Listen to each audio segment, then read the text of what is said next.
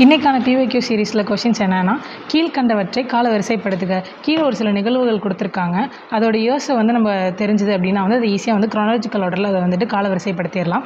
First ஹுமாயூனின் இறப்பு அப்படின்னு சொல்லி பார்க்குறப்ப 1555 ஹுமாயூன் இறந்திருப்பார். அடுத்து பானிபட் போர் அப்படின்னா 1556 நடந்திருக்கும். பதேப்பூர் சிக்ரியை எப்போ பில்ட் பண்ணியிருப்பாங்க அப்படின்னா 1571. தீன் இலாஹின்ற மதம் எப்போ அறிவிச்சிருப்பாங்கன்னா 1582. ஸோ ஆர்டராகவே தான் இருக்குது. அப்போ எது அப்படின்னா 1 2 3 4 அப்படின்றது தான். அடுத்து சூரத்தில் வர்த்தக மையத்தை அமைக்க ஆங்கில கிழக்கிந்திய கம்பெனிக்கு அனுமதி அளித்த முகலாய பேரரசர் யார் அப்படின்னு சொல்லி கேட்டிருக்காங்க.